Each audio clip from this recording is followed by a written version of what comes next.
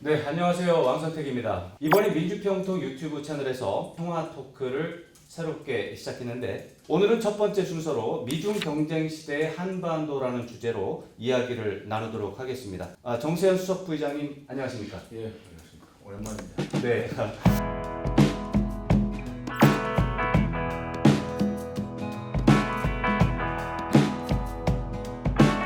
먼저 시청자 여러분께 간단한 인사 말씀 부탁드리겠습니다. 네, 코로나19 때문에 지방 강연도 못 가고 뭐 해외도 못 가고 국민 여론 수렴 또는 여론 조성 차원에서 정세 해설이라도 해야 되지 않나. 정세현 수석 부의장님이 정세 해설. 네, 좋습니다. 제 이름 때문에 중학교 때부터 놀림도 당했는데 그런데 첫 번째 주제로 받은 걸 보니까 이제 미중 경쟁과 한반도가 됩니다. 사실은 이 첫 번째 토크이기 때문에 평화, 통일, 북한 이런 주제를 할 걸로 생각했는데 우리 남북 관계 또 남북 간의 평화 이게 전부 다 국제 정치 전체적인 그 흐름 속에서 지금뿐만 아니라 앞으로의 남북 관계를 강력하게 영향을 미칠 수 있는 게 지금 이른바 미중 갈등, 미중 경쟁 이게 앞으로 한반도의 평화에 미칠 영향이 좀 막대하다고 봅니다. 근데 이제 혹자들은 미중 경쟁 또는 미중 갈등이 과거 5, 60년대 미소 냉전과 같은 그런 식으로 발전할 수 있다고 걱정들을 합니다. 근데 다행히도 지금 새로 시작된 미중 갈등 경쟁은 과거에 5, 60년대 미소 간의 이념 대결과 같은 그런 상황은 아니고 이건 어떤 점에서는 경제 싸움으로 시작을 해서 좀 결국은 경제 문제 때문에 서로가 양보를 하든지 타협을 하는 그런 식으로 갈 수 있다. 그래서 중국이 지금 미국을 상대하는 거 보면은 이 정치적이고 이념적이고 안보 차원에서 대결하는 것이 아니라 주거니 받거니 흥정을 하는 그런 식의 경쟁. 그렇다면은 수석 부의장님께서는 현재 미중 관계가 패권 경쟁이라든가 체제 경쟁까지 가는 건 아니고 어떤 그 무역 전쟁 정도, 무역 경쟁 정도에서 조금 더 나간 그 정도로 보시는 거군요. 패권 싸움은 있습니다. 미국도 있고 중국도 후진타오 때 이미 그걸 선언했지만 소위 한당일의 명청조까지 아편전쟁에서 영국한테 굴복할 때까지 행사했던 국제 질서에서의 이 장악력이라고 헤게모니 이것을 회복하겠다고 하는 거고 시진핑은 그것을 중국몽이라고 이제 표현을 했죠. 그 화두 때문에 미국이 긴장한 것은 사실이지만 그런데 중국이 그런 미국을 상대하는데 장사꾼 스타일로 지금 상대를 하기 때문에 결국 군사적 충돌로까지는 안 갈 거다. 그러나 10년 뒤, 20년 뒤에는 어떻습니까? 미국 쪽에서 얘기하는 걸 보면 예를 들어서 뭐 2049년이 되면 뭐 세상이 달라질 수 있다. 그것에 대해서 미국도 이제 긴장하고 있는 것인데 앞으로는 그런 이런 경제적인 경쟁 부분이 전략적 패권 다툼으로 갈 수 있다. 이런 견해에 대해서는 동의하십니까? 아니 지금 패권 다툼이에요 사실상. 그런데 지금 패권 싸움이 시작이 됐는데 중국이 2049년이면은 중화인민공화국 수립 100주년이 되는 날입니다. 2049년까지는 GDP 총액 면에서 미국보다 앞서겠다는 것이 시진핑의 꿈이에요. 그게 중국몽입니다. 아마도 49년보다 훨씬 더 빨리 달성할 갈 수도 있죠. 가장 미국적인 생각을 많이 가지고 있고 미국 우월주의가 강한 헨리 키신저가 중미 관계에 대해서 아주 참 촌철살인적인 표현을 했다고 봅니다. 미국은 이미 디클라인 컨트리가 되어가고 있고 쇠퇴하는 국가고 중국은 라이징 컨트리가 되고 있다. 바로 이 라이징 컨트리가 되고 있는 중국을 어떻게 관리할 것인가가 앞으로 미국의 대외 정책에 있어서 핵심 과제다. 이제 그 부분에서요. 사실은 이제 미국이 최근에 들어서 중국에 대한 압박 강도가 굉장히 심해진 게 사실인데 그렇지만 이것이 도널드 트럼프 대통령이 이번 11월 달 미국 대선을 생각을 해서 일시적으로 하는 것이고 대선만 끝나면 또 달라질 수 있다. 이런 견해도 있어요. 그리고 또 혹시라도 바이든 전 부통령이 당선이 된다면 미국의 대중 정책은 또 지금은 약간 좀 거칠지만 세련된 방식으로 돌아갈 수도 있다 이런 견해가 있는데 좀 세련되기는 할 겁니다. 트럼프와는 좀 다르겠죠. 그러나 그럼에도 불구하고 지금 그 미국이 동아시아에서 중국으로부터 도전을 받고 있다는 것은 뭐 민주당이나 공화당이나 똑같이 인식하고 있는 바고, 미국이 중국으로부터 위협을 느끼고 시작한 것은 오바마 때부터 그 느꼈고, 그때 부통령을 했던 사람이기 때문에 지금 방식에 있어서는 트럼프처럼 거칠지 않을 뿐이지, 중국을 계속 견제하고 중국 편 들 수 있는 나라들 미국 편으로 끌어들이려고 하는 외교 전략은 계속되려고 합니다. 대표적인 것이 인도 태평양 전략인데, 인도양에서부터 태평양까지를 저기 컨테인먼트 라인을 쳐가지고 중국이 태평양으로 못 나오도록, 인도양으로 못 나오도록 군사적인 우위를 계속 유지하려고 그러는 건데, 그거는 바이든 때라고 해서 변하지는 않으리라고 봐요. 다만 방식이 조금 점잖게, 그러나 목적이나 방향은 그대로 유지가 되자고 봅니다. 이번에는 중국 쪽 말씀도 좀 듣고 싶습니다. 중국은 지금 미국의 공격에 대해서 어떻게 보면 수세적이고 방어적이고 또 어떤 사안에 대해서는 또 굉장히 적극적으로 나오는 것도 있어요. 홍콩 보안법 같은 거를 처리한다든가 총영사관 폐쇄 같은 걸 완전히 정면 대결을 하고요.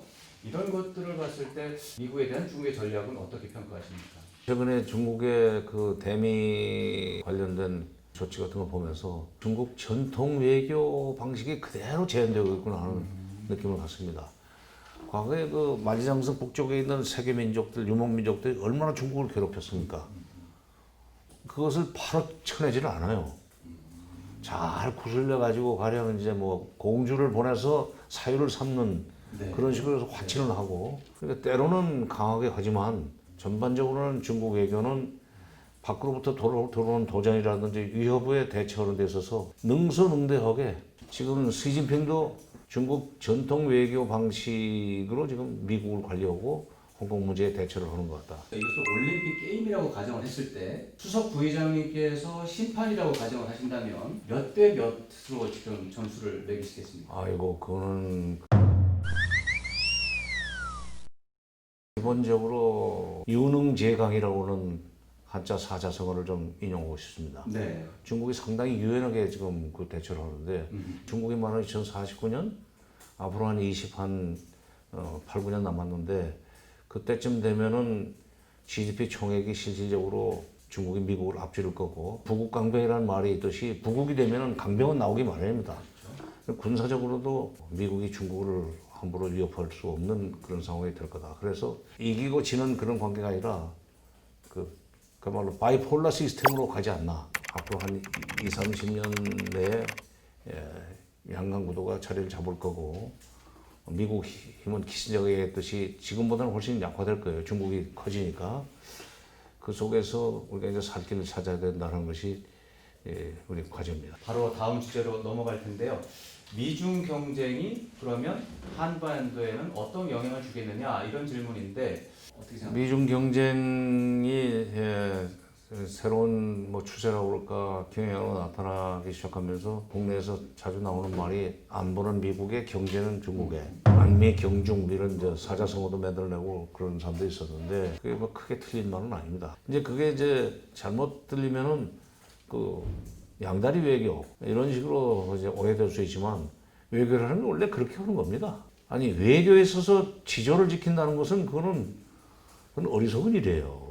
외교에 있어서는 그건 그때그때 국가 이익을 위해서는 얼마든지 좀 오랜 친구를 좀 섭섭하게 하면서 새로운 친구와 가까워질 수도 있는 거고. 지금 말씀하신 것과 연관을 지어서 조금 더 구체적으로 여쭤보고 싶은데, 하여간 우리는 약소국이니까 미국 아니면 중국 둘 중에 하나 줄을 서야 된다 이렇게 말씀하시는 분들이 있고, 또 한쪽에서는 그것은 말이 안 된다. 지금 말씀하신 것처럼 외교라고 하는 것이 그렇게 줄 서는 게 아니라 그런 유연성을 발휘하는 것이 외교인데, 그렇게 줄 서는 것은 잘못된 생각이다.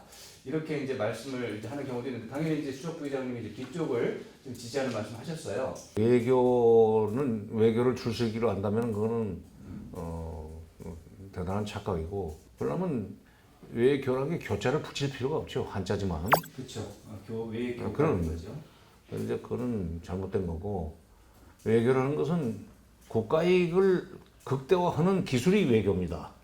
한쪽에 줄서기보다는 국가의 이익을 위해서는 그때그때 남는 장사를 해야 된다는 생각을 가져야 되고, 그리고 서글픈 얘기지만 이게 약소국이라는 말을 서슴없이 쓰는 사람들이 있어요. 이게 우리의 비극인데 36년이라는 식민지 생활을 했고, 그다음에 또 본의 아니게 분단돼 가지고 미국의 힘으로 공산화를 면했기 때문에 미국에 대한 고마움을 느끼는 것은 좋습니다. 그러나 고마운 건 고마운 거고, 그다음에 우리의 주권은 주권이지 약소국의식은 버려야 되고, 그다음에 더 노골적으로 얘기하면 속국의식 좀 버려야 됩니다. 약소국 의식과 속국 의식을 버려야 됩니다. 네. 뭐 외교부나 또는 뭐 청와대라든가 또는 정치권 같은 데는 미중 갈등 경쟁에 대해서는 상당히 좀 의식을 하고 있다고 생각합니다. 여기서 우리가 줄을 똑바로 서야 된다는 얘기도 나오는 거고, 정치권에서 등거리 외교냐 이런 것은 나라를 망치는 게 있다 하는 비판도 나오고 그러는데, 외교에서 자국 중심성을 확보하는 것이 중요하고, 또 우리 국민들도 그런 쪽으로 이제 좀 생각을 바꿔야 될 것 같아요. 이 마키아벨리의 얘기를 제가 인용해야 되는데, 군주는 모름지기 사자의 용맹과 여우의 간지를 겸비하라고 그랬어요. 외교하려면 진짜 그 두 가지를 겸비해야 됩니다. 결국에는 우리 스스로 약속 의식을 털어버리고 자국 중심성을 우리 스스로 지키고 다시 살려내는 이런 노력이 필요하다. 이번에 코로나19 사태를 극복하는 과정에서 우리나라가 사실상 의료 면에서는 선진국이 된 거 아니에요? 맞습니다. BTS 같은 거 보십시오. 그게 단순한 무슨 뭐 음악이 아니에요. 문화 면에서 지금 우리가 지금 선진국이 되고 있다는 얘기입니다.